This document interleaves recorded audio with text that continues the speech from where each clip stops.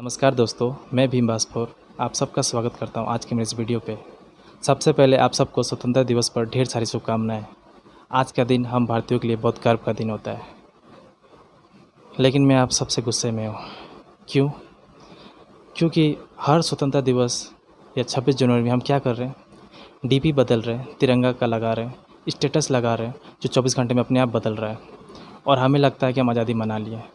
अरे नहीं, हमारा जो आज़ादी मिला है वो सिर्फ अंग्रेज़ों से मिला है। हम आज भी गुलाम हैं। आप सोचेंगे कि मैं क्यों बोल रहा हूँ कि हम गुलाम हैं, तो देखिए, हम जो अब आज़ादी मनाते हैं वो अंग्रेज़ हम पे छोड़ के गए, हमें अपना एक देश मिल गया, तो इसलिए हम इसे आज़ादी के तौर पे मनाते हैं। लेकिन क्या हम सच में आज़ाद हैं? नहीं, हम अभी भी बहुत अलग अलग क्षेत्रों पे गुलाम हैं। जैसे कि आज भी हमारे देश में जातिवाद चल रहा है, दलित ब्राह्मण का चल रहा है, यूपी बिहार राजस्थान हर जगह चल रहा है। जातिवाद का जहर अभी भी हमारे समाज में है। आज भी औरतों को पार्लियामेंट में रिजर्वेशन नहीं मिला है, 30% रिजर्वेशन आज भी उन्हें नहीं मिला है। आज भी हम विदेशों से हथियार ले रहे हैं, राफेल ले रहे हैं। आज भी हम अपने देश में कुछ बना नहीं पा रहे हैं। अभी हम शुरुआत कर रहे हैं, लेकिन अभी भी टाइम लगेगा। मैं जो डेवलपमेंट के ऊपर आज बात नहीं करना चाहता हूँ, क्योंकि वो तो हमारी सरकार कर ही रही है और धीरे धीरे और डेवलपमेंट होगा। एक समय आएगा कि राफेल हम खुद अपने देश में बनाएंगे।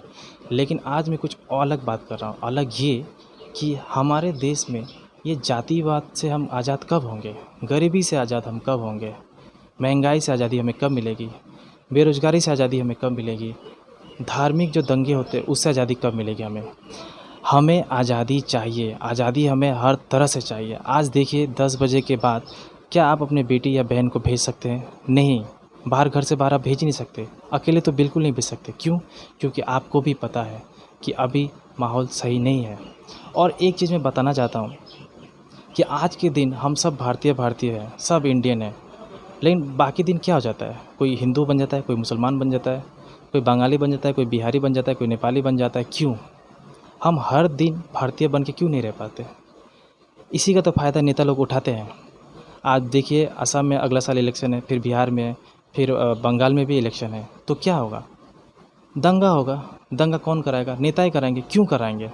इसलिए कराएंगे क्योंकि उन्हें पता है कि अगर हिंदू मुस्लिम को अलग कर दिया जाए तो वोट बैंक है, हिंदू एक अलग वोट हो जाएगा, मुस्लिम अलग हो जाएगा। दलित को अलग कर देंगे, ब्राह्मण को अलग कर देंगे, तो ये 2 हिस्से में वोट बन जाएगा। क्यों? आपने कभी सुना है कि हिंदू हिंदू में दंगा हो रहा है या मुस्लिम मुस्लिम में दंगा हुआ है? ऐसा होता है? नहीं। कभी आपने सुना है दलित दलित में दंगा हो रहा है या एसटी एसटी में दंगा हो गया? या आप कभी सुने हैं कि ब्राह्मण ब्राह्मण में दंगा हुआ है? नहीं। क्योंकि अगर वैसे दंगा होगा तो वोट बैंक बटेगा कहाँ? वोट बैंक तो पोलराइज़ करना है ना। और ये दंगा कौन कराता है? नेता ही कराते हैं। ठीक है, क्यों कराते हैं? इलेक्शन के लिए। तो फिर हम बेवकूफ़ जनता क्या ये समझ नहीं सकते कि ये हमारे फ़ायदे के लिए हो रहा है, हमारे नुकसान कराना चाहते हैं, ये हमसे फ़ायदा लेना चाहते हैं? इसमें हमारा फ़ायदा क्या है, बोलिए? दंगा तभी होता है जब कोई इलेक्शन आता है। हम भारतीय बन के अगर रहें तो कभी दंगा नहीं होगा। धर्म अपनी जगह, जाति अपनी जगह, स्टूडेंट यूनियन भी होते हैं, लेकिन ऐसे भारतीय हमें सोचना भी पड़ेगा। हम सब अपने ही हैं। जब देश आज़ाद हो रहा था तभी भी दंगा हुआ था। हम लोग सही से नहीं थे, इसलिए तो हमारे देश के 3 हिस्सा हुआ। इंडिया हुआ, पाकिस्तान हुआ, बांग्लादेश हुआ। क्यों हुआ? अगर हम सब मिल के रहते तो आज हमारा देश एक होता। तो अभी भी हमें अपने भाईचारा के साथ रहना होगा। ये है आज़ादी। आज़ादी ये है कि हम सबको नौकरी हो जाए। इतने सालों बाद भी बेरोज़गारी है हमारे देश में। क्यों? इतनी बेरोज़गारी रहेगी तो अशांति, गरीबी रहेगी। गरीबी रहेगी तो पढ़ाई नहीं होगा, पढ़ने के लिए पैसा नहीं होगा। मैं तो बोलता हूँ सरकार लड़कियों को पढ़ाई फ्री कर दे। फ्री तो कर ही रही है, लेकिन मेडिकल, डॉक्टर, इंजीनियर बनने में भी वो फ्री में पढ़ाए।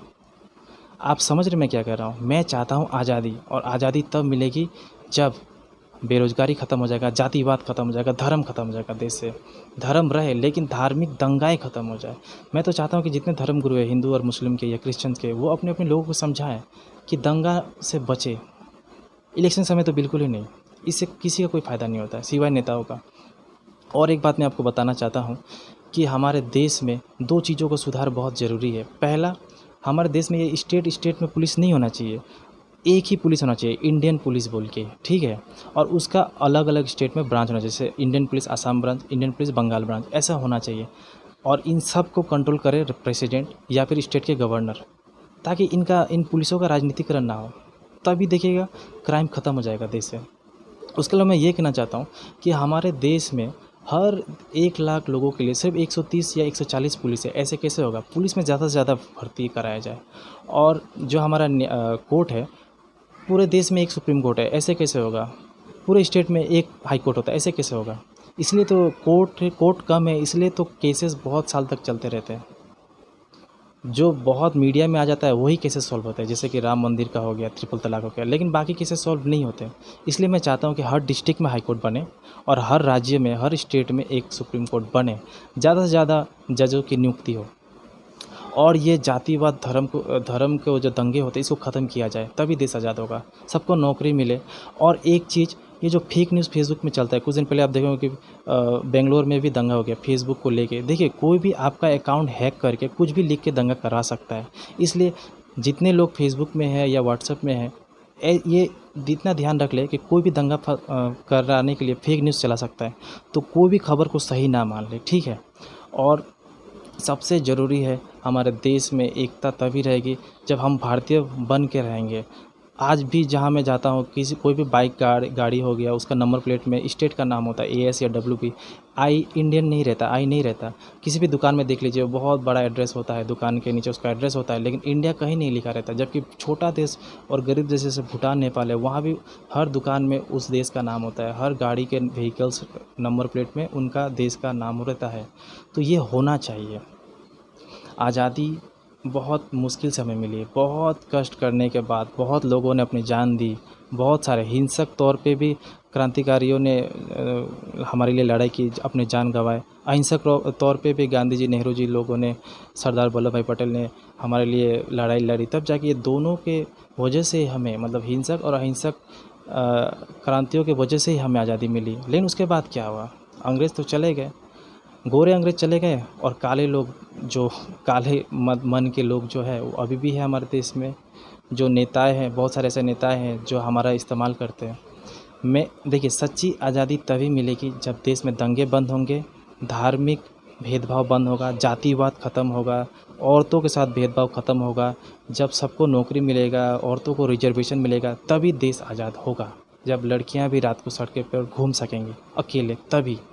वरना ऐसी आज़ादी का क्या मतलब है? हम बस अपने देश में हैं, हमारा एक देश बन गया, हमारा एक प्रधानमंत्री है। देखिए, प्रधानमंत्री हर 5 साल में बदलता है, इलेक्शन होता है, सरकार आएंगी जाएंगी, लेकिन समाज नहीं बदलेगा, समाज वहीं के वहीं रहेगा। इसलिए समाज को बदलना पड़ेगा, समाज को ठीक होना पड़ेगा, भेदभाव बंद करना होगा, ज़्यादा से ज़्यादा लोगों को नौकरियां मिलने पड़ेंगे।